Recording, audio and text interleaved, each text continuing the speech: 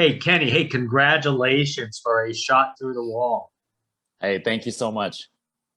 Yeah, I know it's such a fascinating story. It's so relevant, for today's times. Yeah, we hope that it starts a conversation about something that's very important right now. That is terrific. So tell us, Kenny, what initially attracted you to a project like this? Wow, a lot.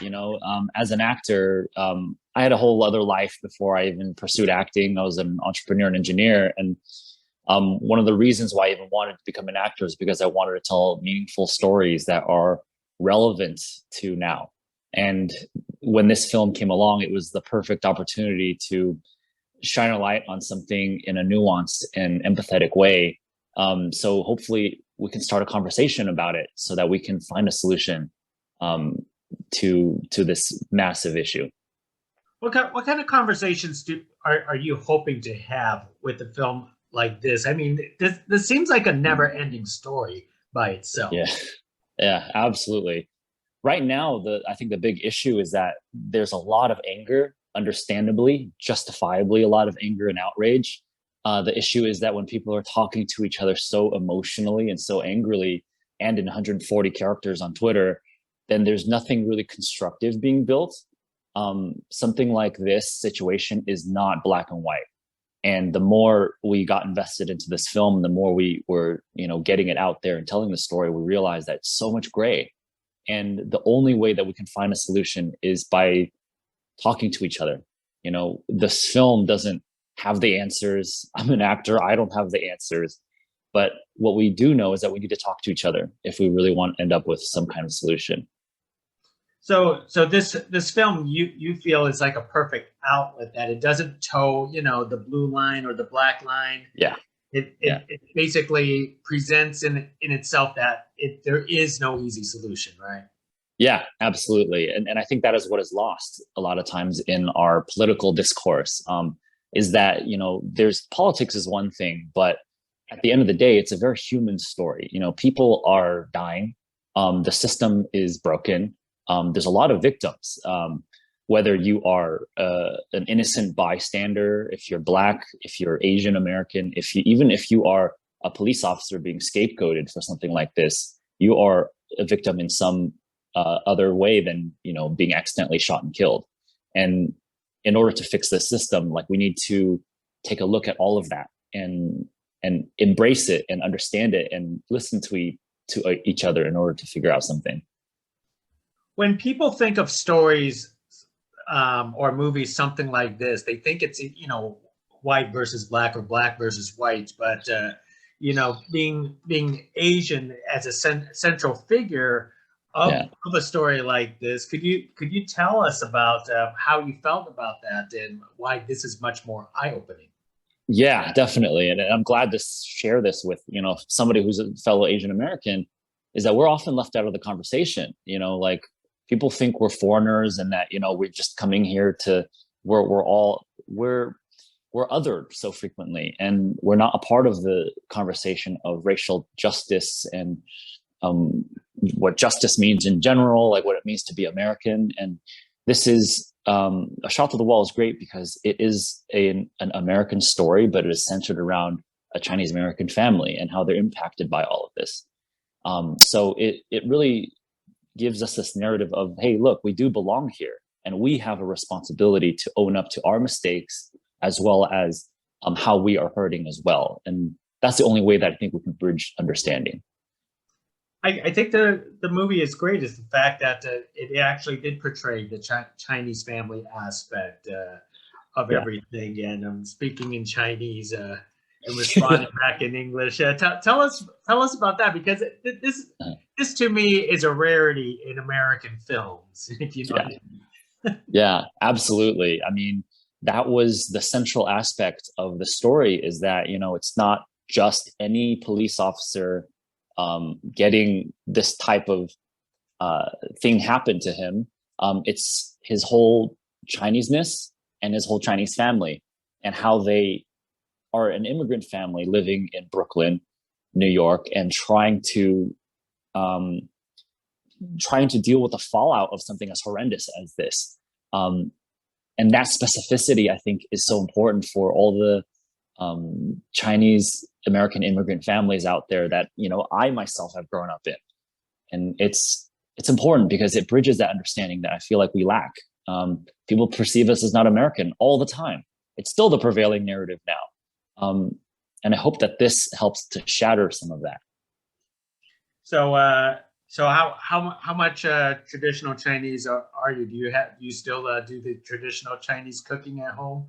Oh my gosh, yeah. I mean, I'm a convert. I mean, I'm a proselytizer.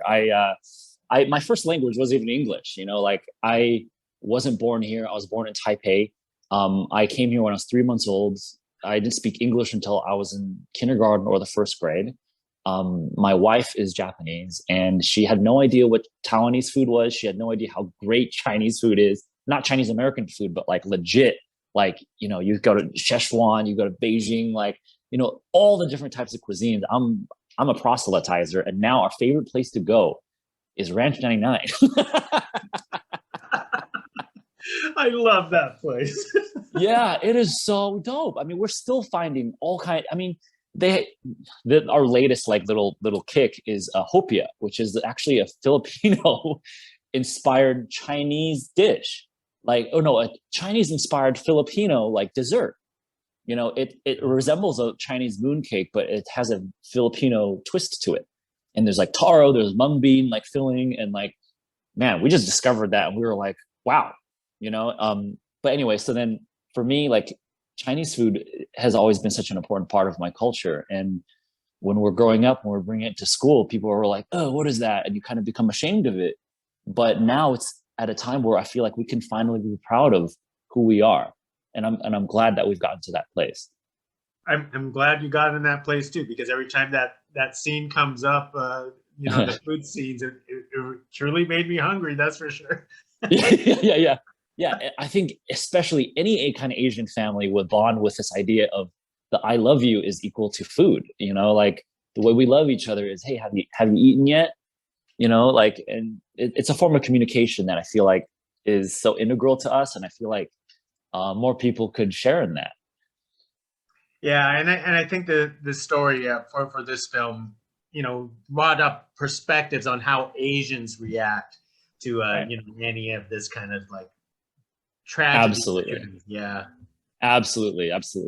There was Amy Long, the writer and director, who I think is so incredibly talented. She's Chinese American herself, so she really understands the dynamics of what a Chinese immigrant family would be like. You know, Fiona Fu, who plays the mother, is such a specific character to me that I've seen in my own personal life that I'm glad we can finally share on the big screen.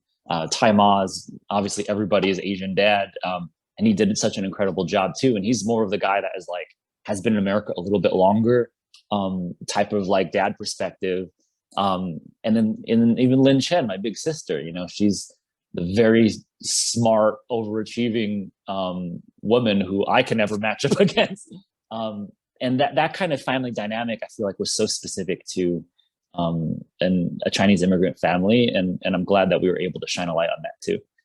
And I think the film also shined a light on interracial dating. A lot of people don't often see anything like that on the screen. Yeah, absolutely. And I think I'm grateful that we were able to shine a light on that too, because I mean, you go to New York and I mean, people are mixing, you know, like it's such a melting pot of like different cultures. They're still distinct, you know. They're like, I remember I spent some time in New York, just hanging out so I can get a better understanding of what the culture is like there.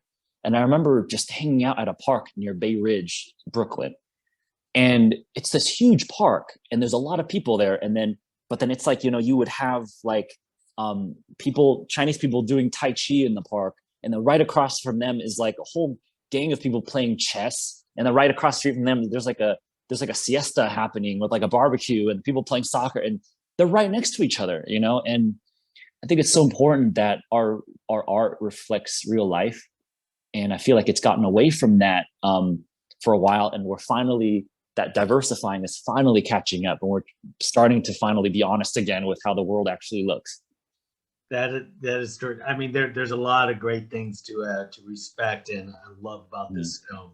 But one of the biggest things that I do want to address before I leave you is the um, how did you get in the headspace of Mike Tan? Because his mm. character, I want to say, had to go through a lot of mental health issues throughout from Yeah, start to beginning. I mean, from yeah, start to end, yeah. yeah. I had to do a lot to prepare for this role. I mean, first of all, there's this case that it was loosely based on. The Peter Lane case, was understanding all of that. I spent a lot of time in New York before we shot this film, just talking to people, wandering the streets, trying to figure out what it was like to grow up Chinese American in Brooklyn and Manhattan. The second thing is, it wasn't specifically for this film, but I had done some research into playing a police officer. Actually applied for the LAPD and went through their whole program before they allowed me to join the academy. And then I was like, sorry guys, I'm out. So I did that, and then finally, the biggest thing was the incident that you accidentally shooting and killing somebody was something that was really tough to grapple with.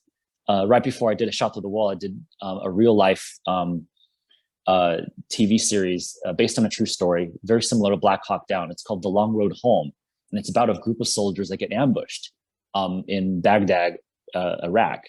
And one of the things that my character had to do to survive in that story was, killing some innocent civilians.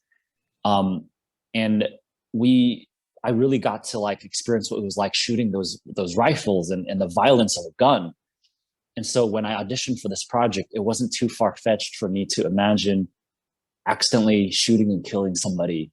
You can smell the gunpowder. I mean, the kick of even just a 9mm pistol, and the horror of seeing somebody bleeding out is something that is still so visceral to me to this day.